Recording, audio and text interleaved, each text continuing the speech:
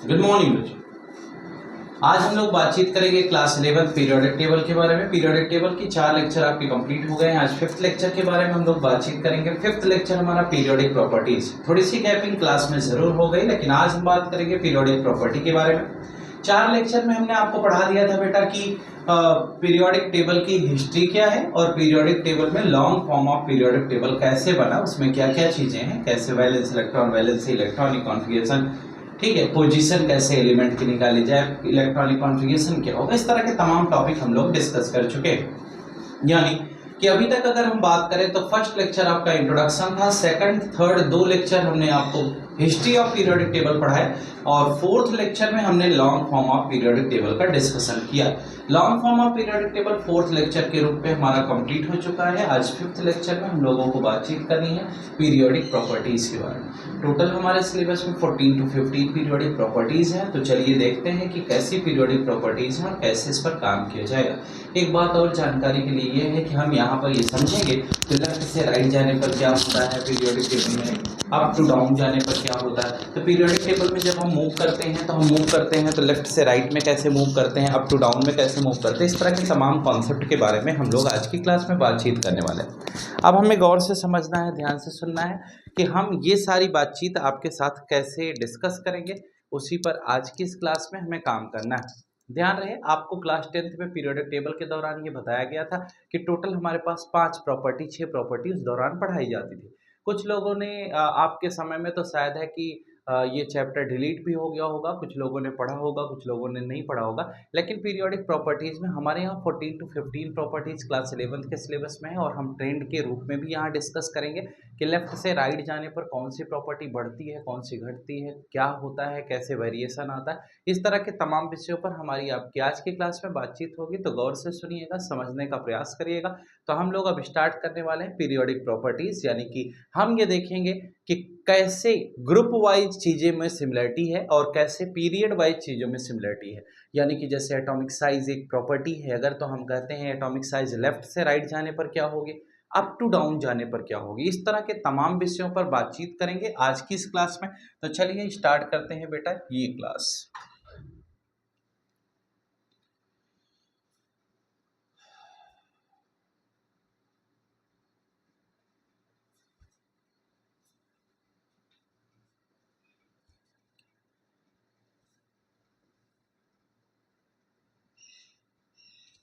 देखिए, टॉपिक हमारा यही चल रहा था, पीरियोडिक टेबल का पूरा पोर्शन हमें डिस्कस करना था। तो गौर से सुनिएगा, समझने का प्रयास करिएगा, अच्छा टॉपिक है। जरा इधर देखिए, हम कहते हैं पीरियोडिक टेबल हम पढ़ रहे हैं तो टोटल हमारे पास क्या क्या प्रॉपर्टी है उसी पर हमें बातचीत करनी है। तो सबसे पहले हम लोग बात करेंगे फर्स्ट प्रॉपर्टी के बारे में कि पहली प्रॉपर्टी हमारी क्या होगी और उस पर हम कैसे विचार करेंगे, क्या क्या कॉन्सेप्ट आएंगे। तो जरा गौर से सुनिएगा। यानी कि अगर हम फर्स्ट सबसे पहली प्रॉपर्टी की बात आपसे करें कि पहली प्रॉपर्टी हम क्या पढ़ते हैं, तो हम पढ़ते हैं वैलेंस इलेक्ट्रॉन, वैलेंसी कि वैलेंस इलेक्ट्रॉन क्या है, वैलेंसी क्या है, इस तरह के तमाम विषयों पर हमारी आपकी बातचीत होगी। देखिए, पहली प्रॉपर्टी हमारी आती है बेटा वैलेंस इलेक्ट्रॉन, ठीक है, ध्यान से सुनिएगा। पहली प्रॉपर्टी में हम ये पढ़ते हैं कि वैलेंस इलेक्ट्रॉन क्या है, ठीक है, कैसे वेरिएशन है। दूसरी प्रॉपर्टी में हम वैलेंसी की बात करते हैं, यानी कि वैलेंस इलेक्ट्रॉन फर्स्ट प्रॉपर्टी हो गई। सेकंड प्रॉपर्टी हो गई वैलेंसी, यानी कि वैलेंस इलेक्ट्रॉन, फिर हम बात करेंगे वैलेंसी के बारे में। तो valence electron, valency, atomic size, atomic radius, ionic size, ionic radius, ऐसे ही आगे बढ़ेंगे। तो देखिए, उसके बाद हम कहते हैं तीसरे नंबर पे हम पढ़ेंगे बेटा एटॉमिक रेडियस के बारे में, ठीक है। अगला हमारा टॉपिक होगा एटॉमिक रेडियस, ठीक है। थर्ड के बाद फोर्थ टॉपिक में हम डिस्कस करेंगे आपसे एटॉमिक साइज के बारे में कि एटॉमिक साइज कैसे वेरी करेगी। और फिफ्थ टॉपिक में हम फिर बात करेंगे आपसे आयोनिक रेडियस के बारे में कि आयोनिक रेडियस क्या है और कैसे वेरी करेगी। फिर हम 6 नंबर पे देखेंगे कि आयोनिक साइज क्या होती है, ठीक है, किसी आयन की साइज लेफ्ट से राइट में कैसे होगी, अप टू डाउन में कैसे होगी। फिर 6 के बाद 7th प्रॉपर्टी में हम देखेंगे कि इलेक्ट्रो पॉजिटिविटी क्या है, ठीक है, इलेक्ट्रो पॉजिटिविटी किसे कहते हैं, ठीक है, इलेक्ट्रो पॉजिटिविटी। फिर उसके बाद 7th के बाद 8th प्रॉपर्टी हमारी होगी इलेक्ट्रोनेगेटिविटी के बारे में हम बात करेंगे कि इलेक्ट्रोनेगेटिविटी क्या होती है, इसको कैसे जानेंगे, ठीक है। एट्थ के बाद हम नाइन्थ प्रॉपर्टी में आएंगे बेटा। तो नाइन्थ नंबर पे हमें फिर डिस्कस करना होगा what is metallic character. Metallic character क्या होता है, कैसे पाया जाता है, इसके बारे में हम आपसे डिस्कस करेंगे। नाइन्थ के बाद टेंथ प्रॉपर्टी हमारी होगी नॉन मेटालिक कैरेक्टर। ठीक है, नॉन मेटालिक कैरेक्टर अगली प्रॉपर्टी हमारी क्या होगी, नॉन मेटालिक कैरेक्टर। फिर हम 11th नंबर पे डिस्कस करेंगे, जैसे मेटालिक कैरेक्टर हो गया, फिर नॉन मेटालिक कैरेक्टर हो गया, फिर हम डिस्कस करेंगे बच्चा आयोनाइजेशन एनर्जी या आयोनाइजेशन पोटेंशियल या आयोनाइजेशन इंथैल्पी। तो आपको बता दूं कि इंथैल्पी, एनर्जी और पोटेंशियल सब एक ही है, तो आपको यहाँ कंफ्यूज नहीं होना है। यानी कि 11th नंबर पर हम डिस्कस करेंगे आयोनाइजेशन एनर्जी किसे कहते हैं, या आयोनाइजेशन इंथैल्पी या आयोनाइजेशन पोटेंशियल किसे कहते हैं। फिर हम बात करेंगे आपसे इलेक्ट्रॉन गेन इंथैल्पी के बारे में, कि इलेक्ट्रॉन गेन इंथैल्पी क्या होता है। ठीक है, इलेक्ट्रॉन गेन इंथैल्पी के बारे में हम बात करेंगे। इलेक्ट्रॉन गेन इंथैल्पी के साथ एक इलेक्ट्रॉन एफिनिटी भी होता है, फेज का चेंज होता है। ठीक है, तो उसको अलग से नहीं लिखा है। आयोनाइजेशन इंथैल्पी के बाद इलेक्ट्रॉन गेन इंथैल्पी पढ़ेंगे। इलेक्ट्रॉन गेन इंथैल्पी के बाद फिर हमें पढ़ना होगा नेचर ऑफ ऑक्साइड के बारे में, नेचर ऑफ ऑक्साइड के बारे में। 14th प्रॉपर्टी में हम पढ़ेंगे नेचर ऑफ हाइड्राइड के बारे में, यानी कि हाइड्राइड्स का क्या नेचर है और कैसे नेचर इसका पाया जाता है। और 15th प्रॉपर्टी में बेटा हमें डिस्कस करना होगा केमिकल रिएक्टिविटी, यानी कि नेक्स्ट प्रॉपर्टी हमारी क्या होगी, केमिकल रिएक्टिविटी। आप देख रहे हैं इस तरह से हमने टोटल 15 प्रॉपर्टी आपके सामने लिखी, यानी कि हमें इस क्लास में ये डिस्कस करना है जो प्रॉपर्टी हमारे सामने लिखी गई 15 प्रॉपर्टी, ये 15th प्रॉपर्टी पर हमें डिस्कशन करना होगा। और हमें ये देखना होगा कि हर एक प्रॉपर्टी में किस प्रकार से group wise, period wise similarity है, वेरिएशन है, क्या चीज़ें ठीक हैं, क्या बदल रही हैं, इन सभी बातों पर हमें विचार करना होगा। तो हम ये सारे पोर्शन क्या करेंगे, डिस्कस करेंगे। अब चलिए एक एक करके हम लोग डिस्कस करते हैं, एक एक पार्ट को हम धीरे धीरे समझने का प्रयास करेंगे। बड़ा अच्छा टॉपिक है, आप सुनिएगा, आपको पूरा आनंद आएगा और आपको 100% हम समझा भी देंगे, आप निश्चिंत होकर समझिएगा।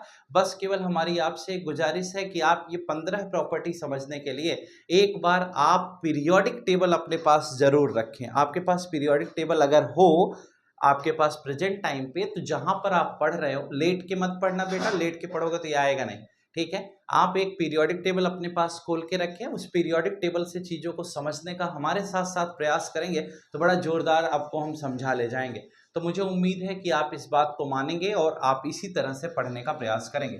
तो टोटल देखिए, सबसे पहली प्रॉपर्टी हमारी वैलेंस इलेक्ट्रॉन है। ध्यान से सुनना, पहले एक बार हम आपको डिफाइन कर देते हैं। वैलेंस इलेक्ट्रॉन का मतलब हमने बेटा पढ़ाया था, आपने पढ़ा था कि the total number of electron present in the outer most shell of an atom, यानी किसी एटम के आउटर मोस्ट सेल में जो कुल इलेक्ट्रॉन पाए जाते हैं उसे हम वैलेंस इलेक्ट्रॉन कहते हैं। फिर से सुनिए, the total number of electron present in the outer most shell of an atom is known as valence electron. ये पहली बात हो गई।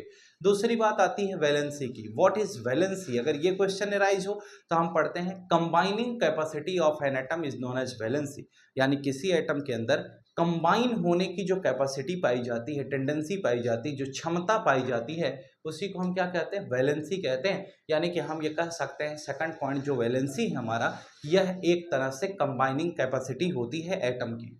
तीसरे नंबर पे एटॉमिक रेडियस। सवाल खड़ा होता है कि रेडियस ऑफ एन एटम, जैसे हमारे जहन में जो हम पहले से पढ़ते आए, हम कहें किसी एटम की रेडियस। अब सवाल यह है कि एटम अगर स्फेरिकल शेप में होता तो उसकी रेडियस नापेंगे कैसे, उसका सेंटर पाएंगे कैसे, सेंटर भापेंगे कैसे, रेडियस नापेंगे कैसे, इस तरह के तमाम सवाल हमारे जहन में आते हैं। तो एटॉमिक रेडियस को नापने का भी तरीका हम बताएंगे। ठीक है, बॉन्डेड कंडीशन में एटम को देखेंगे, किसी मॉलिक्यूल का केस कंसीडर करेंगे और उसकी इंटरन्यूक्लियर डिस्टेंस निकालेंगे और उसका हाफ कर देंगे, तो जो आएगा वही हमारा एटॉमिक रेडियस कहलाएगा। एटॉमिक रेडियस ही हमारी एटॉमिक साइज को डिफाइन करती है। अगर हमें एटम की रेडियस पता हो जाएगी तो हम एटम की साइज को आसानी से क्या कर लेंगे, समझ लेंगे। उसके बाद फिर आती है बात बेटा आयोनिक रेडियस और आयोनिक साइज की। अगर हम किसी आयन की बात करते हैं तो जनरली अगर हम एक बात करें कि कोई एटम है, ठीक है, वह एटम अगर अपने इलेक्ट्रॉन को लूज करता है, तो वह अगर अपने इलेक्ट्रॉन को लूज करेगा तो वो कैटायन बनाता है। क्या बनाता है, कैटायन बनाता है। यानी कोई भी एटम अपने इलेक्ट्रॉन को लूज करने के बाद कैटायन का फॉर्मेशन करता है। अगर कोई एटम इलेक्ट्रॉन को लूज करता है और लूज करने के बाद कैटायन का फॉर्मेशन करता है तो कैटायन की साइज जायज सी बात है उसके ओन एटम से क्या होगी, छोटी होगी। यानी कैटायन की साइज छोटी होगी, एटम की साइज बड़ी होगी। सेम टू सेम कहानी ये है कि अगर मान लो कोई एटम इलेक्ट्रॉन को गेन करता है तो इलेक्ट्रॉन को गेन करने के बाद वह एनायन का फॉर्मेशन करता है। अगर वो एनायन का फॉर्मेशन करेगा तो उसके ऊपर निगेटिव चार्ज आएगा तो उसकी साइज उसके ओन एटम से क्या हो जाएगी, बड़ी हो जाएगी। ठीक है, वो भी हम देखेंगे। इलेक्ट्रोपॉजिटिविटी किसे कहते हैं, फिर से सुनना। इलेक्ट्रोपॉजिटिविटी का मतलब होता है बेटा जब कोई एटम इलेक्ट्रॉन को लूज करता है तो किस एटम के अंदर इलेक्ट्रॉन को लूज करने की क्या टेंडेंसी है, उसी को इलेक्ट्रोपॉजिटिविटी कहते हैं। यानी the tendency of an atom to lose an electron is known as electropositivity. ठीक है, किसी एटम के अंदर इलेक्ट्रॉन को लूज करने की क्या टेंडेंसी है उसी को हम इलेक्ट्रोपॉजिटिविटी कहते हैं। जो जितना जल्दी इलेक्ट्रॉन को लूज कर सके वो उतना ही अच्छा इलेक्ट्रोपॉजिटिव एलिमेंट कहलाएगा। दूसरा इलेक्ट्रोनिगेटिविटी। इलेक्ट्रोनिगेटिविटी को कैसे डिफाइन करोगे, कोई भी एटम इलेक्ट्रॉन को गेन करने की अगर टेंडेंसी रखता है तो जो जितना तेजी से इलेक्ट्रॉन गेन कर सके वह उतना ही अच्छा इलेक्ट्रोनिगेटिव एलिमेंट कहलाएगा। अभी हम आने वाले समय में यह भी डिस्कस करेंगे कि कौन लूज कर सकेगा कौन गेन कर सकेगा, किसके अंदर इलेक्ट्रॉन लूज करने की टेंडेंसी अच्छी है और किसके अंदर गेन करने की टेंडेंसी अच्छी है, ये भी बात हम आपसे डिस्कस करेंगे। मेटालिक कैरेक्टर क्या होता है बेटा, जिसके अंदर इलेक्ट्रॉन लूज करने की टेंडेंसी अच्छी होगी वह इलेक्ट्रोपॉजिटिव होगा। जो जितना इलेक्ट्रोपॉजिटिव होगा उसके अंदर उतना ही अच्छा मेटालिक कैरेक्टर पाया जाएगा। फिर आता है नॉन मेटालिक कैरेक्टर, जो जितना तेजी से इलेक्ट्रॉन गेन कर लेगा उसके अंदर उतनी ही अच्छी इलेक्ट्रोनिगेटिविटी होगी या ज्यादा इलेक्ट्रोनिगेटिविटी होगी तो वह नॉन मेटालिक कैरेक्टर के अंतर्गत आएगा।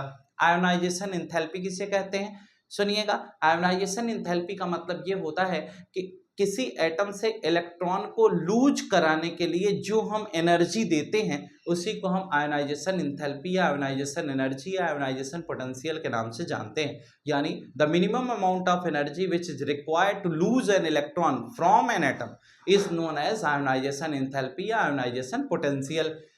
इलेक्ट्रॉन गेन एंथैल्पी किसे कहते हैं, जैसे कोई एटम है तो वह इलेक्ट्रॉन को अगर गेन करता है, नॉन मेटल के अंदर इलेक्ट्रॉन को गेन करने की टेंडेंसी होती है, हमने आपको बताया था। अगर हमने कहा कोई नॉन मेटल हमें दे दिया जाए बेटा वह इलेक्ट्रॉन को गेन करता है, ध्यान से सुनना, अगर वह इलेक्ट्रॉन को गेन करता है तो जब वह इलेक्ट्रॉन को गेन करेगा तो एनर्जी लूज करता है और अगर वह एनर्जी लूज करेगा तो उसे हम इलेक्ट्रॉन गेन एंथैल्पी कहते हैं।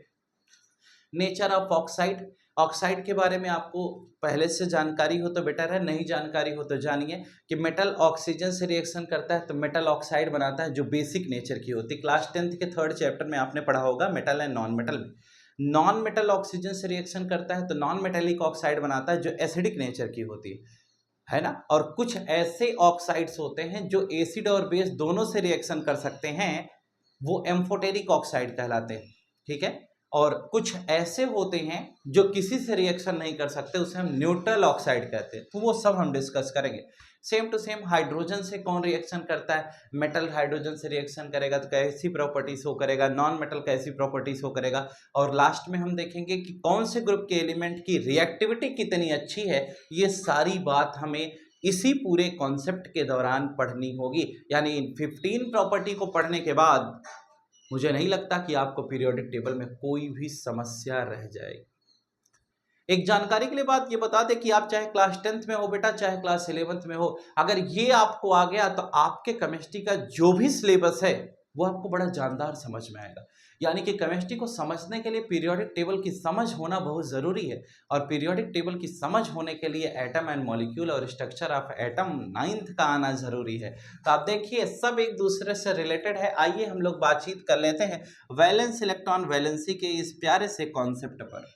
तो हमारी सबसे पहली प्रॉपर्टी आपके साथ डिस्कस होने जा रही है जिसका नाम है वैलेंस इलेक्ट्रॉन एंड वैलेंसी। अब देखो बेटा खूब ध्यान से समझना, अगर इस प्रॉपर्टी को हम आपसे डिस्कस कर रहे हैं तो वैलेंस इलेक्ट्रॉन और वैलेंसी की जो बात हम कर रहे हैं, हमने पहले भी बताया कि वैलेंस इलेक्ट्रॉन क्या होता है। हमने कहा the number of electron present in the outer most shell of an atom is known as valence electron. यानी किसी एटम के आउटर मोस्ट सेल में जो इलेक्ट्रॉन होते हैं उसी को वैलेंस इलेक्ट्रॉन कहते हैं, और combining capacity of an atom is known as valency. ये दोनों बात हमें बहुत अच्छे तरीके से पता है। अगर हमें ये दोनों बात पता है तो हमें अब ये समझना होगा कि सर अगर हम पीरियोडिक टेबल पढ़ लिए हैं तो इससे फायदा क्या है, यानी कि पीरियोडिक टेबल पढ़ने का कुछ तो फायदा होना चाहिए। अगर कोई फायदा ही नहीं तो हम पढ़ क्यों रहे हैं?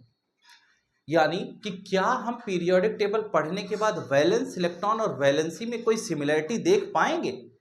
क्या हमें जीवन पर्यंत ऐसे ही याद करना पड़ेगा? नहीं, अब वो सब समय खत्म हो गया। और आपने अगर 4th लेक्चर देखा होगा, long form of periodic table, जो 1 घंटे का लेक्चर है, अगर आपने उसको देखा होगा तो ये आपको बढ़िया समझ में आ रहा होगा, क्योंकि आपको ये बात पहले ही क्लियर है कि ये हम पढ़ा चुके हैं। हम कहते हैं वैलेंस इलेक्ट्रॉन का मतलब the number of electron present in the outer most shell of an atom is known as valence electron, और वैलेंसी के अंतर्गत पढ़ते हैं combining capacity of an atom is known as valency. अब जरा गौर करिएगा, अगर हम इसी को और समझाएं तो हम ये कहते हैं कि हमारे पास एक केस थी कि ये फर्स्ट ग्रुप है ना, ये सेकंड ग्रुप है, ये 13th ग्रुप है, ये 14th है, ये 15th है, ये 16th है, और 17th है, ये 18th। ग्रुप वाइज एनालिसिस जब हमने किया था तो कुछ ऐसे ही पढ़ा था, ये ग्रुप नंबर हो गया है ना, और ये हमारे वैलेंस इलेक्ट्रॉन हो गए बेटा, और ये हमारी क्या हो गई, वैलेंसी हो गई। आप जरा याद करिए, और यहां से हम आयंस की भी बात कर लेते हैं। अगर आपको याद हो तो ये कॉन्सेप्ट हमने पढ़ लिया है क्या, कि फर्स्ट ग्रुप के जितने भी एलिमेंट होते हैं, यानी अगर आप पीरियोडिक टेबल में देखें तो फर्स्ट ग्रुप सबसे लास्ट में लेफ्ट साइड में आपके नजर में दिखाई देगा। हमने कहा कि फर्स्ट ग्रुप के जितने भी एलिमेंट दिखाई दे रहे हैं उनका जब हम इलेक्ट्रॉनिक कॉन्फ़िगरेशन करते हैं तो उनके इलेक्ट्रॉनिक कॉन्फ़िगरेशन के दौरान उनका वैलेंस इलेक्ट्रॉन कितना आता है, 1 आता है। यानी उन सभी एलिमेंट्स के आउटर मोस्ट सेल में 1 इलेक्ट्रॉन पाए जाते हैं, इसका मतलब उसका वैलेंस इलेक्ट्रॉन 1 होता है और उसकी वैलेंसी 1 होती है। और आपको जानकारी के लिए बता दें कि वो मेटल है, तो मेटल होने की वजह से वह इलेक्ट्रॉन को लूज करेगा। जब वह इलेक्ट्रॉन को लूज करेगा तो ऐसी केस में एक ही को तो लूज करेगा भाई, जो आउटर मोस्ट सेल में है, जो अनस्टेबल है उसी को तो लूज करेगा। यानी कि जब वह एक इलेक्ट्रॉन को लूज करता है तो ऐसी सिनेरियो में वह अपने ऊपर एक पॉजिटिव चार्ज जनरेट करता है, और जब किसी एटम के ऊपर पॉजिटिव चार्ज आता है तो वह कैटायन कहलाता है। और अगर सिंगल पॉजिटिव चार्ज आएगा तो उसे हम मोनोवैलेंट कैटायन कहते हैं। तो इसका मतलब फर्स्ट ग्रुप के जितने भी एलिमेंट हैं बेटा, उनके वैलेंस इलेक्ट्रॉन 1 होते हैं और उनकी वैलेंसी भी 1 होती है, और वो क्या करते हैं, वह एक इलेक्ट्रॉन को लूज करते हैं, और लूज करने के बाद मोनोवैलेंट कैटायन का फॉर्मेशन करते हैं। क्या करेंगे, मोनोवैलेंट कैटायन बनाते हैं, और उस मोनोवैलेंट कैटायन के फॉर्मेशन के बाद उन एलिमेंट्स को हम ईएम आयन कहते हैं। EM, IUM। जैसे देखो फर्स्ट ग्रुप में आपका हाइड्रोजन है, छोड़ दो उसको, लिथियम से आओ, lithium ion, sodium ion, potassium ion, rubidium ion, caesium ion, francium ion, यानी Li+, Na+, K+, Rb+, Cs+, Fr+। इसका मतलब हम ये कहते हैं कि फर्स्ट ग्रुप के जितने भी एलिमेंट हैं उनके ऊपर एक पॉजिटिव चार्ज पाया जाता है, और इस प्रकार से वो मोनोवैलेंट कैटायन का फॉर्मेशन करते हैं। सेम टू सेम कहानी दूसरे नंबर पे आती है। अगर हम ग्रुप 2 की बात करें तो इसके वैलेंस इलेक्ट्रॉन 2 होंगे, इसकी वैलेंसी 2 होगी, और अगर वैलेंसी 2 है तो ये 2 इलेक्ट्रॉन को लूज करने की क्षमता रखता है। और जब सेकंड ग्रुप के एलिमेंट्स 2 इलेक्ट्रॉन को लूज करेंगे तो ऐसी केस में इनके ऊपर 2 पॉजिटिव चार्ज जनरेट हो जाएगा, और बेटा अगर 2 पॉजिटिव आएगा तो इसका मतलब M2+ टाइप के आयन बनाएंगे, और इसे हम क्या कहेंगे, इसको हम बड़े प्यार से नाम देते हैं कि इसको हम डाईवैलेंट कैटायन कहते हैं, है ना। अब जो 3rd से 12th ग्रुप की बात करते हैं तो डी ब्लॉक के एलिमेंट है, उनके बारे में अभी हम प्रॉपर्टी में बात नहीं कर रहे हैं। D and F block chapter में उनके बारे में सेपरेट पढ़ाया जाएगा। जहां सिमिलरिटी है, पीरियोडिक ट्रेंड्स हैं, प्रॉपर्टीज हैं, वहां पर हम बात कर रहे हैं। अगर हम 13th ग्रुप की तरफ प्रोसीड करते हैं तो 13th ग्रुप के वैलेंस इलेक्ट्रॉन 3 होंगे। सर आपको कैसे पता चल जाता है कि किसके वैलेंस इलेक्ट्रॉन कितने होंगे?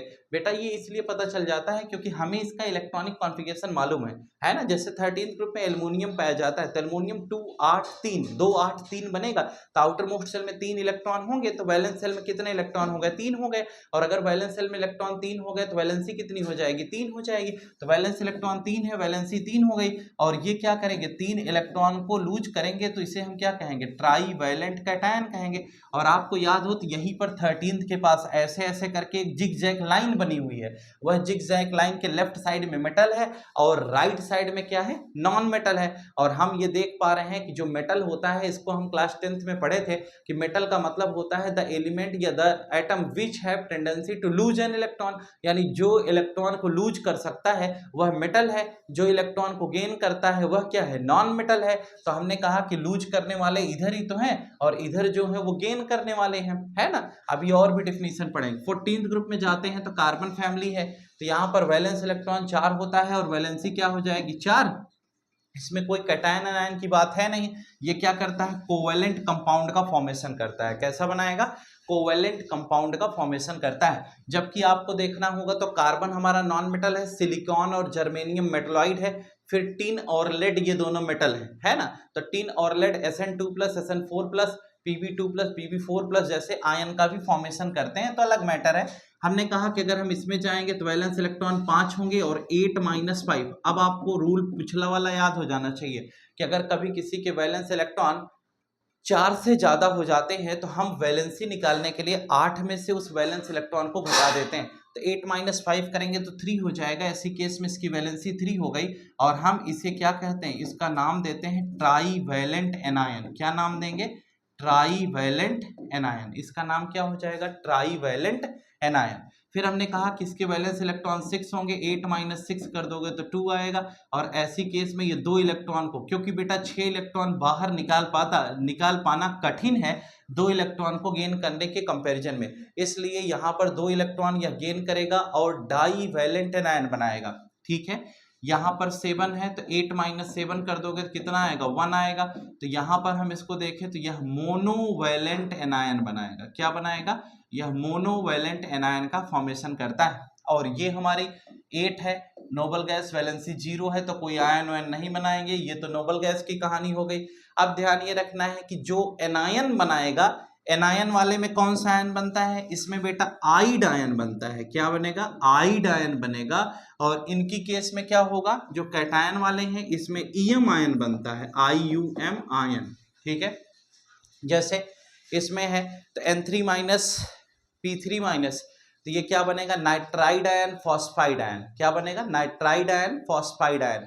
वैसे ही आपका O2- H2-, तो ऑक्साइड आयन सल्फाइड आयन। ठीक है, इस प्रकार से हम आयन की बात इसके अंतर्गत पढ़ते हैं। तो नाइट्राइड, फॉस्फाइड, ऑक्साइड, सल्फाइड, इस तरह के आयन की भी बात हम इसके अंतर्गत पढ़ते चले जाते हैं और मुझे उम्मीद है कि वो बात आपको समझ में आ जानी चाहिए। इस प्रकार से हम वैलेंस इलेक्ट्रॉन और वैलेंसी के कॉन्सेप्ट को आसानी से देख पाते हैं। अब हम चलते हैं वैलेंस इलेक्ट्रॉन वैलेंसी से आगे की तरफ, जहां पर हम पढ़ेंगे atomic radius and atomic size, यानी कि इसमें जो सेकंड टॉपिक आएगा, हम दो को मिक्स करके चल रहे हैं बेटा, जिससे हमें पढ़ने में आसानी हो जाए। हम कहते हैं atomic radius and atomic size. ठीक है, ये दोनों बात हम एक साथ पढ़ेंगे। हमने कहा कि अगर रेडियस और साइज को हम एक साथ कंसीडर करेंगे तो क्या बनेगा। हम कहते हैं रेडियस और साइज को एक साथ कंसीडर करेंगे तो देखो रेडियस एटम की हम कैसे फाइंड आउट करेंगे। देखो उसके लिए हमें क्या करना होगा, जैसे मान लो Cl2 है, अब हम कहते हैं इसमें क्लोरीन मॉलिक्यूल की रेडियस क्या होगी, क्लोरीन एटम की। हमने कहा ये एक क्लोरीन एटम है, ये दूसरा क्लोरीन एटम है, इसका सेंटर ये है, इसका सेंटर ये है, और हम इसको इंटर न्यूक्लियर एक्सिस कहते हैं, इसको भी इंटर न्यूक्लियर एक्सिस कहते हैं। हमने कहा कि इसके बीच की जो डिस्टेंस है, इसका अगर हाफ कर दिया जाए तो ये क्या कहलाएगा, यह रेडियस कहलाएगी। क्या कहलाएगी, रेडियस। यानी हम कह सकते हैं half of the distance between inter nuclear axis of the bonded atom. half of the distance between the internuclear axis of the bonded atom is known as atomic radius। यानी किसी बॉन्डेड एटम की जो distance है, internuclear axis के बीच की distance है, उसका half कर देंगे तो हमें क्या मिल जाएगा, एटॉमिक रेडियस मिल जाएगी। तो यही एटॉमिक रेडियस है।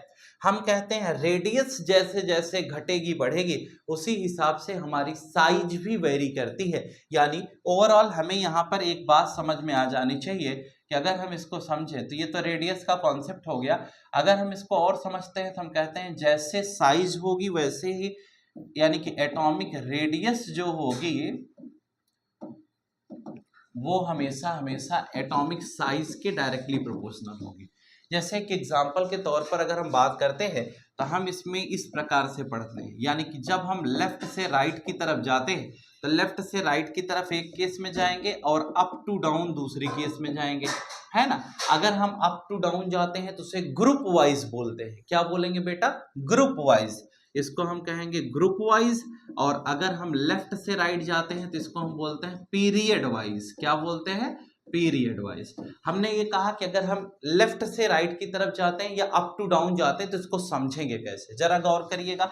हम कहते हैं अगर हम अप टू डाउन जाते हैं, ऊपर से नीचे की तरफ जाते हैं, तो एक ही स्टेप में क्लियर हो जाएगा। हम कहते हैं एटॉमिक नंबर बढ़ेगा। क्या बढ़ेगा? एटॉमिक नंबर बढ़ेगा।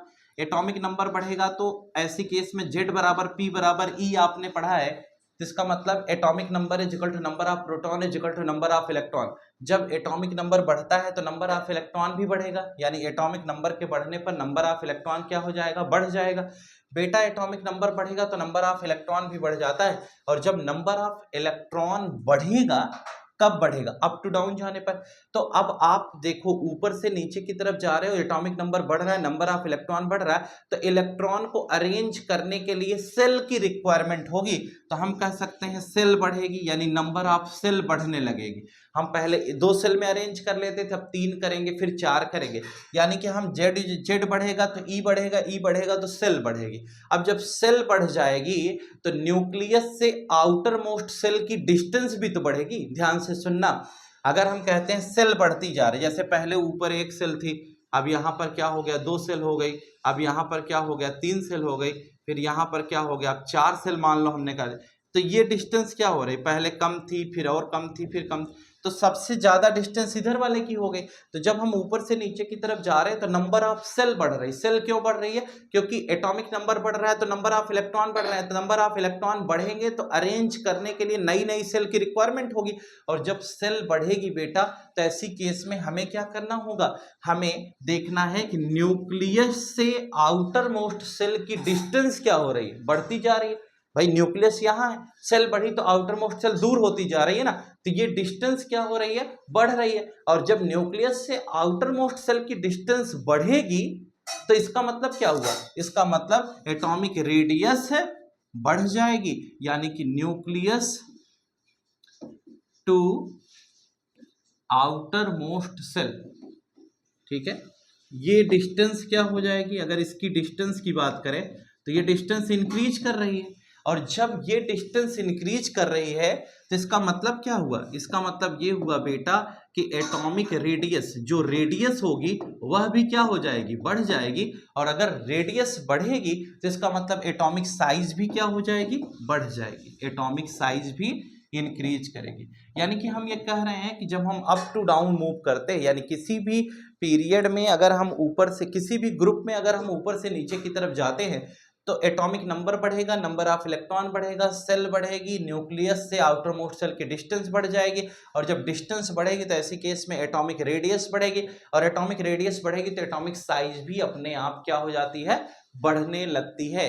लेकिन लेफ्ट से राइट की तरफ जाते हैं तब क्या होता है? जेड बढ़ेगा। सिंपल सी बात है भाई, 1 2 3 4 ऐसे करते हो ना, तो 3 4 5 6 ऐसे जाता है, तो जेड बढ़ेगा यानी एटॉमिक नंबर बढ़ेगा। एटॉमिक नंबर बढ़ेगा तो जेड बराबर पी बराबर ई, हमने फॉर्मूला पढ़ा है, तो नंबर ऑफ इलेक्ट्रॉन भी बढ़ जाएंगे, जायज सी बात है। एटॉमिक नंबर बढ़ेगा तो नंबर ऑफ इलेक्ट्रॉन भी हमारे इंक्रीज करेंगे। लेकिन एक बात यह है कि जब हम लेफ्ट से राइट की तरफ जाते हैं बेटा तो इलेक्ट्रॉन बढ़ जरूर रहे, लेकिन इलेक्ट्रॉन के इंक्रीमेंट में एक कंटिन्यूअस चेंज आता है। आप कह सकते हो बहुत ज्यादा बढ़ोतरी नहीं हो रही, एक एक पॉइंट बढ़ रहे हैं। तो हमने कहा कि इलेक्ट्रॉन बढ़ते हैं तो उसी सेल में बढ़ते हैं, नई सेल की रिक्वायरमेंट नहीं।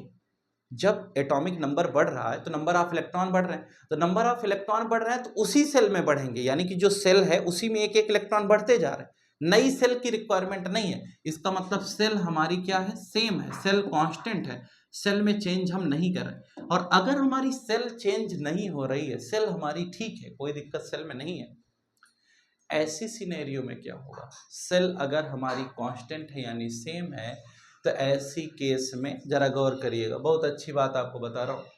अब एक ही सेल में अगर इलेक्ट्रॉन बढ़ रहे हैं तो पहले न्यूक्लियस 1 इलेक्ट्रॉन को खींचता था, अब 2 को खींचा, 3 को खींचा, 4 को खींचा, 5 को खींचा, 6 को खींचा, तो जब 6-7 को खींचेगा तो वो श्रिंक हो जाएगी, सेल क्या होगी, श्रिंक हो जाएगी। और जब सेल श्रिंक होगी, जैसे यहाँ सोडियम है, उसमें लास्ट में 1 इलेक्ट्रॉन है, मैग्नीशियम में 2 है, एल्युमिनियम में 3 है, ऐसे देखो नंबर ऑफ इलेक्ट्रॉन उसी सेल में बढ़ते जा रहे हैं, तो न्यूक्लियर अट्रैक्शन बढ़ेगा। जब न्यूक्लियर अट्रैक्शन बढ़ेगा तो सेल श्रिंक हो जाएगी, यानी सेल सिकुड़ जाएगी। और जब सेल सिकुड़ेगी तो एटॉमिक रेडियस क्या हो जाएगी, कम हो जाएगी।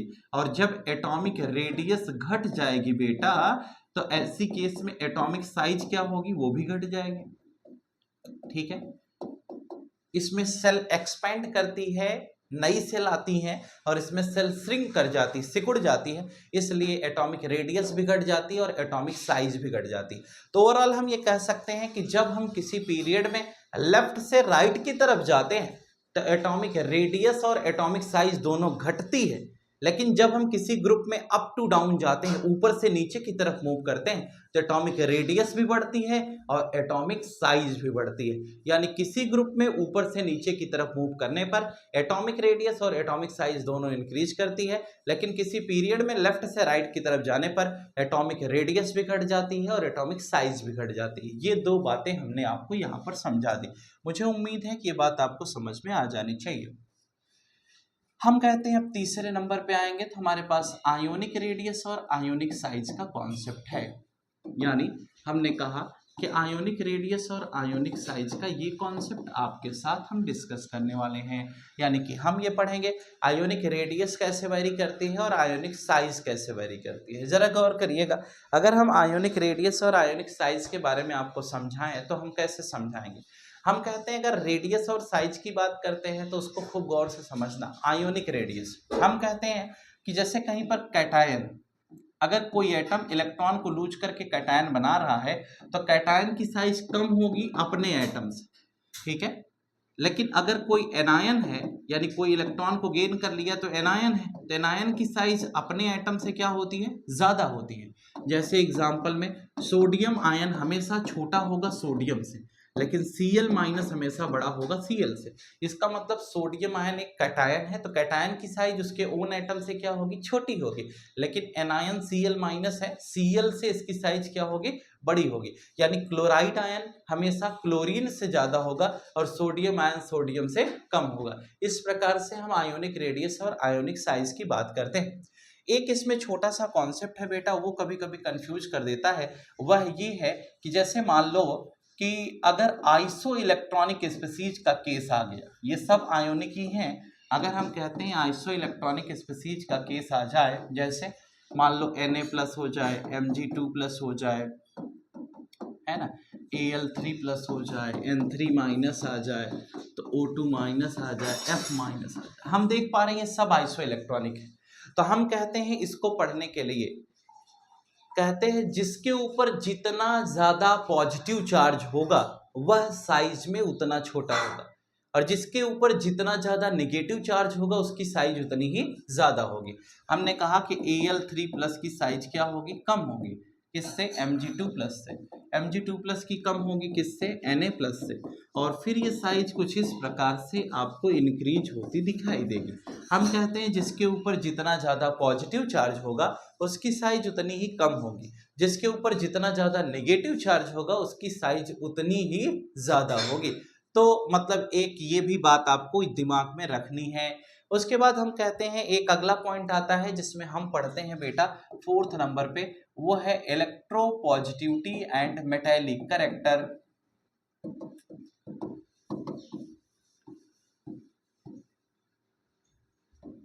ठीक है, आप समझिएगा, इलेक्ट्रोपॉजिटिविटी एंड मेटालिक कैरेक्टर, ये हमारा अगला टॉपिक है। हमने अभी थोड़ी देर पहले आपको बताया था कि इलेक्ट्रोपॉजिटिविटी होती क्या है। हमने कहा किसी एटम के अंदर इलेक्ट्रॉन को लूज करने की जो टेंडेंसी है उसे हम क्या कहते हैं, इलेक्ट्रोपॉजिटिविटी कहते हैं।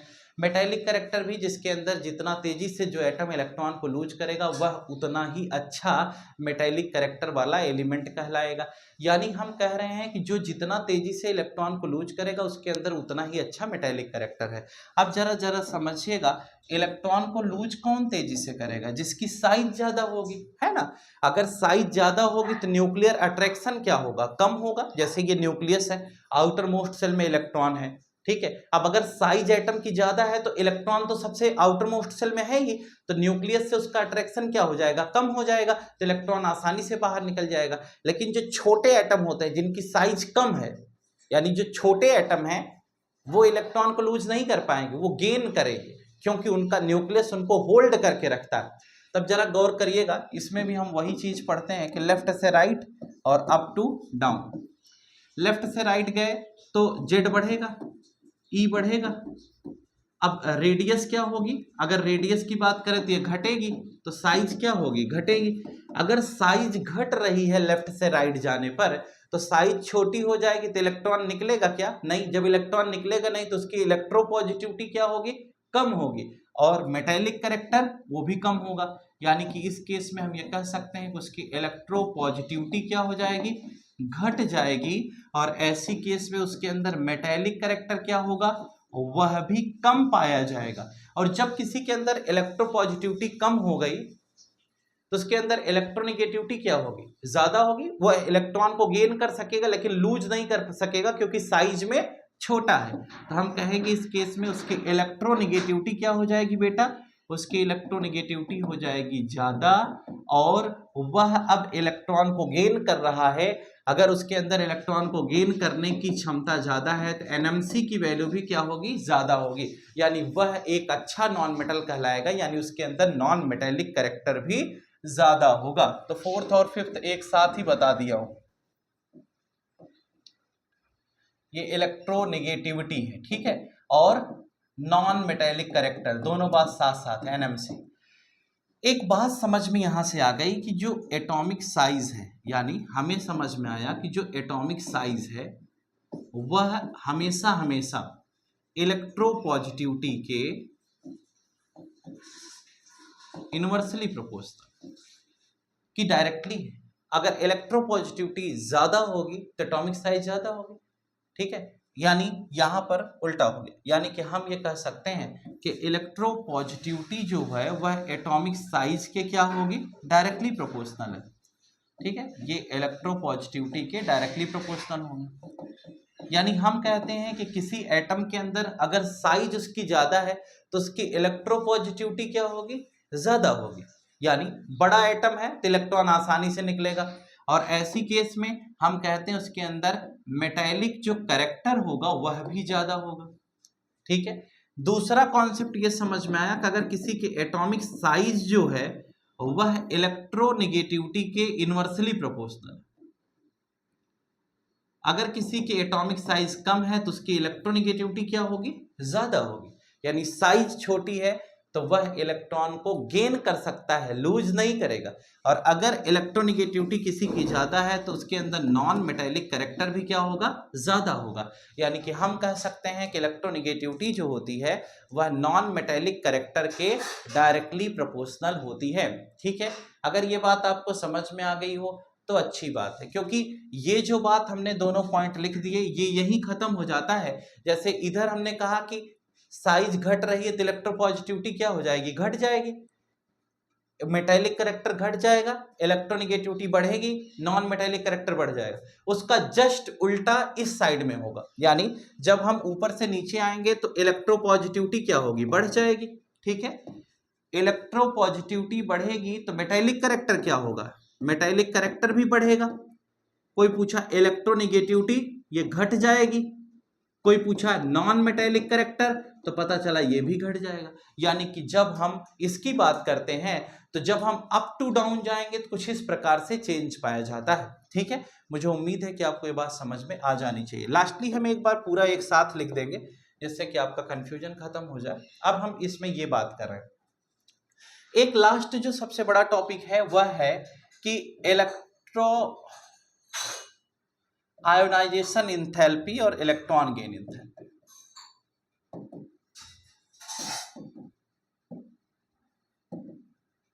अगर हम आयोनाइजेशन इंथैल्पी की बात करें तो हम कहते हैं इलेक्ट्रॉन को लूज करने में जो एनर्जी की रिक्वायरमेंट होती है वो आयोनाइजेशन इंथैल्पी, और जिसकी साइज बेटा ज्यादा होगी उसके इलेक्ट्रॉन को बाहर निकालना आसान है, और जिसकी साइज कम होगी उसके इलेक्ट्रॉन को बाहर निकालना कठिन है। तो इसका मतलब हम ये कह सकते हैं कि ये जो आयोनाइजेशन पोटेंशियल है यह एटॉमिक साइज के डायरेक्टली है या इनवर्सली है। अगर एटॉमिक साइज ज्यादा है तो आयोनाइजेशन पोटेंशियल कम है, तो इसका मतलब यहां से समझ में आया कि ये जो आईपी है यह एटॉमिक साइज के इनवर्सली प्रोपोर्शनल है। इसका मतलब कि हम अगर ये समझाएं कि लेफ्ट से राइट की तरफ जाओगे तो यहां पर क्या होता है, एटॉमिक साइज घटती है तो आईपी क्या होगी, बढ़ेगी, क्योंकि छोटा एटम है तो इलेक्ट्रॉन निकालने के लिए एनर्जी ज्यादा देनी पड़ेगी। और यहां से ऊपर से नीचे जाते हो तो एटॉमिक साइज क्या होता है, ज्यादा होगा, तो आईपी क्या हो जाएगी, कम हो जाएगी, है ना। बस इतनी सी बात यहां समझनी। यानी कि लेफ्ट से राइट और अप टू डाउन जाने पर आयोनाइजेशन पोटेंशियल में किस प्रकार का चेंज आता है, सब साइज पर डिपेंड कर रहा है। अगला नंबर है इलेक्ट्रॉन गेन एंथैल्पी का। हमने कहा कि कोई भी एटम अगर इलेक्ट्रॉन को गेन करता है तो वह एनर्जी को लूज करेगा, क्योंकि भाई इलेक्ट्रॉन लेने के लिए एनर्जी लूज करना पड़ेगा और लूज नहीं करोगे तो स्टेबिलिटी नहीं आएगी। यानी जब कोई एटम इलेक्ट्रॉन को गेन करता है तो वह एनर्जी को लूज करता है। और हम कहते हैं जो एटम जितना छोटा होगा उतना तेजी से इलेक्ट्रॉन गेन करेगा और उतना ज्यादा एनर्जी लूज करेगा इलेक्ट्रॉन को गेन करते समय। तो हम कह सकते हैं कि इलेक्ट्रॉन गेन एंथैल्पी जो होगी बेटा यह एटॉमिक साइज के डायरेक्टली प्रोपोर्शनल होगी। अगर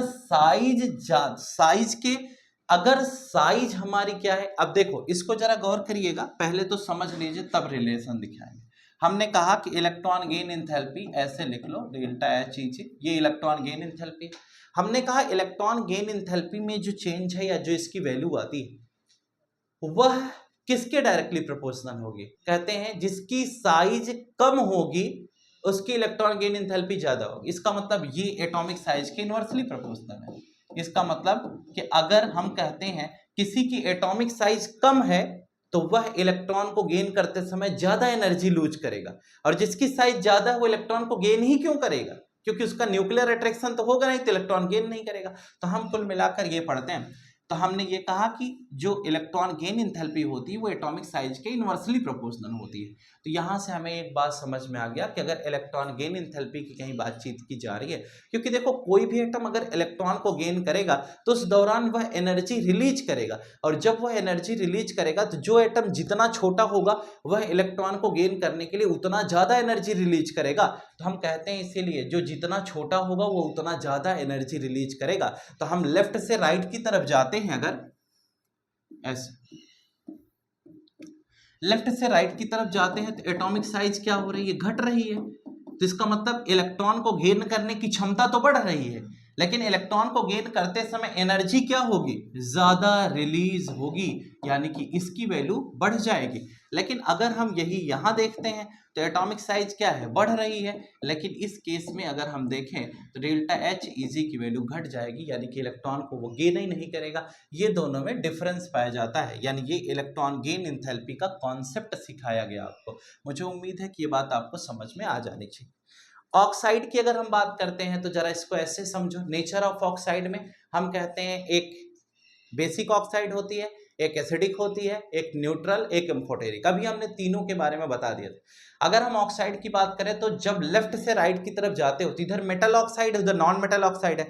मेटल ऑक्साइड बेसिक होती है, नॉन मेटल ऑक्साइड एसिडिक होती है।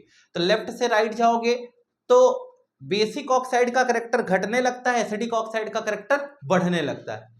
अप टू डाउन जाओगे तो बेसिक ऑक्साइड का करेक्टर बढ़ने लगता है, एसिडिक का घटने लगता है, क्योंकि नॉन मेटल साइड में नीचे क्या है, बेस है, नीचे क्या है, मेटल है। तो मेटल ऑक्साइड क्या होगी, बेसिक होगी, ऊपर वाला नॉन मेटल ऑक्साइड है तो वो क्या होगी बेटा, एसिडिक होगी। तो ये पूरा पोर्शन हमारा इसके अंतर्गत पढ़ाया। अच्छा, एक बात और जानकारी की ये है कि एक नेचर ऑफ हाइड्राइड है, तो मेटल हाइड्रोजन से रिएक्शन करेगा तो मेटेलिक हाइड्राइड बनाएगा, नॉन मेटल हाइड्रोजन से रिएक्शन करेगा तो नॉन मेटेलिक हाइड्राइड बनाएगा। ठीक है, ओवरऑल लास्ट टॉपिक पे हम बात करते हैं केमिकल रिएक्टिविटी। तो जो लेफ्ट साइड के एलिमेंट हैं वो इलेक्ट्रॉन तेजी से लूज करेंगे तो पार्टिसिपेशन उनका रिएक्शन में ज्यादा होता है, और जो राइट साइड के एलिमेंट हैं वो इलेक्ट्रॉन तेजी से गेन करते हैं, यानी 17th ग्रुप वाले, इसलिए उनकी भी केमिकल रिएक्टिविटी ज्यादा होती है। इस चैप्टर के दौरान एक लास्ट टॉपिक है जिसमें हम एनॉमलस बिहेवियर ऑफ एलिमेंट की बात करते हैं, यानी कि जो सेकंड पीरियड के एलिमेंट हमारे पीरियोडिक टेबल में हैं उनका चक्कर थोड़ा सा अलग है। यानी कि अगर हम बात करते हैं तो सेकंड पीरियड और थर्ड पीरियड ये जरा देख लो। तो हम कहते हैं इसमें हम बात करते हैं लिथियम, बेरिलियम, बोरॉन, कार्बन। नीचे हम बात करते हैं सोडियम, मैग्नीशियम, एल्यूमिनियम, सिलिकॉन, ऐसे पढ़ते हैं ना। हम कहते हैं जो सेकंड पीरियड के एलिमेंट हैं ये एनॉमलस बिहेवियर शो करते हैं, ये अपने ग्रुप वाले एलिमेंट से मैच नहीं करते, इनकी प्रॉपर्टी अपने ग्रुप वालों से थोड़ा हट के है। कहे क्यों? क्योंकि इनकी एटॉमिक साइज क्या होती है? कम होती है, इनकी इलेक्ट्रोनेगेटिविटी ज्यादा है, यानी कि ये एटॉमिक साइज इनकी कम होती है जिसकी वजह से इलेक्ट्रॉन लूज नहीं कर पाते। ठीक है, इसीलिए इनके अंदर क्या होता है? बिहेवियर बदल जाता है। तो इनके अंदर एक डायगोनल रिलेशनशिप होती कुछ इस प्रकार से कि लिथियम की प्रॉपर्टी मैग्नीशियम से मैच करती है, बेरिलियम के एल्युमिनियम की, बोरॉन से सिलिकॉन से। इसलिए सेकंड पीरियड के एलिमेंट डायगोनली रिलेटेड होते हैं प्रॉपर्टी के मायने में। तो इस प्रकार से हम सेकंड और थर्ड पीरियड के एलिमेंट्स में कुछ ऐसी सिमिलरिटी भी जान सकते हैं। तो मुझे उम्मीद है कि ये भी बात आपको समझ में आ जानी चाहिए। तो सेकंड पीरियड और थर्ड पीरियड के एलिमेंट्स के बारे में जो बात हमने आपको बताया, मुझे उम्मीद है कि बात आपको समझ में आ जानी चाहिए। ओवरऑल इस चैप्टर में सिर्फ इतनी ही बातें थी जो हमने अभी आपको बताई। अब हमें एक छोटा सा कॉन्सेप्ट ये समझ लेना है कि अगर हम कोई भी एनालिसिस ग्रुप और पीरियड के रिस्पेक्ट में करते हैं तो वो हमारी सिंपल सी बात है कि वह एटॉमिक साइज पर डिपेंड कर रही है। हमने ये देखा कि हम लेफ्ट से राइट की तरफ जा रहे हैं, हम अप टू डाउन जा रहे हैं। बहुत ध्यान से सुनिएगा, 2 मिनट में इसको समझाएंगे। हमने कहा लेफ्ट से राइट गए तो एटॉमिक साइज क्या हो रही है? घट रही है ना। अप टू डाउन गए तो एटॉमिक साइज क्या हो रही है? बढ़ रही है। अगर एटॉमिक साइज घटी तो इसका मतलब एटम छोटा होता जा रहा है। और जब लास्ट ही हमने कहा एटम छोटा होता जा रहा है तो क्या क्या चेंजेस आ सकते हैं? पहला देखिए, जब एटम साइज में छोटा हो रहा है तो ऐसी केस में पहला प्रॉपर्टी देखो कि वह क्या इलेक्ट्रॉन लूज कर पाएगा? नहीं, यानी लेफ्ट से राइट जाने पर इलेक्ट्रॉन लूज करने की क्षमता घट गई। इसका मतलब जब वह इलेक्ट्रॉन लूज नहीं कर पाएगा तो उसके अंदर जो इलेक्ट्रोपॉजिटिविटी है वो होगी क्या? नहीं, वो भी घट जाएगी। कहे क्या वह एक अच्छा मेटेलिक कैरेक्टर शो करेगा? कहे नहीं। क्या उसके अंदर इलेक्ट्रोनेगेटिविटी जो होगी उसकी क्या हालात है? कहें वो बढ़ जाएगी। अगर इलेक्ट्रोनेगेटिविटी ज्यादा होगी तो उसके अंदर नॉन मेटेलिक कैरेक्टर अच्छा हो जाएगा। कहें हाँ यार ये तो बात ठीक है। और जब एटम छोटा होगा तो क्या वह इलेक्ट्रॉन लूज करेगा? क्या नहीं, वो लूज नहीं कर पाएगा। लूज करने के लिए उसे ज्यादा से ज्यादा एनर्जी देनी पड़ेगी। तो इस केस में अगर हमें एनर्जी ज्यादा देनी है तो आयोनाइजेशन पोटेंशियल की वैल्यू क्या हो जाएगी? बढ़ जाएगी। यानी हम यही तो पढ़ते हैं, कितनी एनर्जी आप देकर इलेक्ट्रॉन लूज कराते हैं तो आईपी की वैल्यू बढ़ जाएगी। कहते हैं कि इलेक्ट्रॉन को लूज करने के लिए हमें ज्यादा से ज्यादा एनर्जी देनी पड़ेगी तो आईपी क्या हो जाएगा? मैक्सिमम होगा। लेकिन इस केस में अगर हम कहते हैं कि साइज छोटी है, अगर साइज छोटी है तो उस केस में इलेक्ट्रॉन को लूज कराने के लिए ज्यादा एनर्जी देनी पड़ेगी। लेकिन अगर हम कहते हैं क्या वह इलेक्ट्रॉन आसानी से गेन कर लेगा? हाँ, गेन तो कर लेगा, लेकिन इलेक्ट्रॉन गेन करेगा तो उस दौरान वह एनर्जी को रिलीज भी ज्यादा करेगा।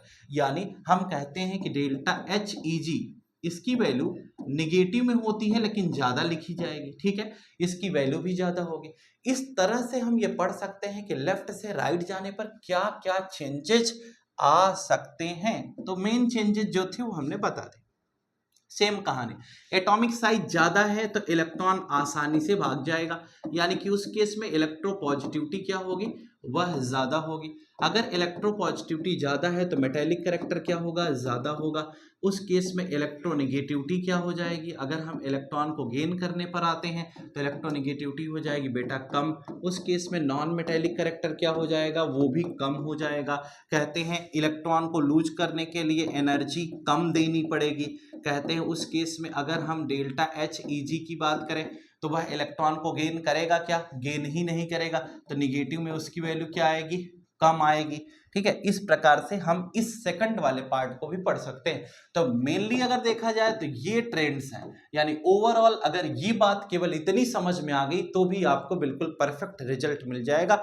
मुझे उम्मीद है कि आपको ये क्लास में जो कुछ भी हम बता रहे हैं ये बात आपको समझ में आ जानी चाहिए।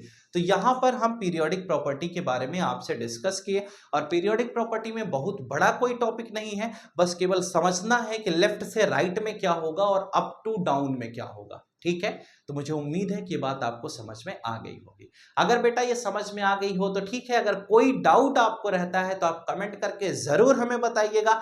हम थोड़ा सा फास्ट जरूर इसको पढ़ाए हैं, हम नेक्स्ट वीडियो में जिससे कि एक periodic table in one shot हम जल्द ही पढ़ाने वाले हैं, और हमारा केमिकल बॉन्डिंग चैप्टर आने वाली क्लास में स्टार्ट हो जाएगा। यानी कि पीरियोडिक टेबल खत्म हो गया, केमिकल बॉन्डिंग हम लोग पढ़ेंगे और periodic table in one shot पढ़ाएंगे, तो उसमें हम इस पर बेस्ड क्वेश्चंस भी आपको करा देंगे। ठीक है, तो अभी आप इसको पढ़िए और जो भी डाउट आपको समझ में आता है, कोई स्पेसिफिक टॉपिक अगर आपको क्लियर नहीं हो पा रहा है इसका, जैसे मान लो अगर इलेक्ट्रॉन गेन एंथैल्पी नहीं आई या आईपी नहीं समझ में आई या कोई भी बात आपको क्लियर ना हो पाए, तो आप कमेंट सेक्शन में जाएं और हमें ज़रूर बताएं। हम आपकी सहायता के लिए सदैव तत्पर थे हैं और रहेंगे। आप बिल्कुल निश्चिंत होकर पढ़ाई पर फोकस बनाए रखें, समय कम है, चैप्टर्स ज़्यादा हैं, पढ़ते रहिए, मस्त रहिए, खुश रहिए और कोई भी समस्या हो तो हमसे डिस्कस करते रहिए। मुझे उम्मीद है कि आपको हमारी ये क्लास समझ में आ गई होगी। अगर चैनल पे नए हैं, आज पहले दिन देख रहे हैं, तो चैनल को लाइक शेयर सब्सक्राइब करना ना भूलें, अपने सभी फ्रेंड्स तक शेयर जरूर करें। आज के लिए फिलहाल इतना ही, फिर मिलेंगे केमिकल बॉन्डिंग के साथ नए लेक्चर में कल। तब तक के लिए गुड नाइट।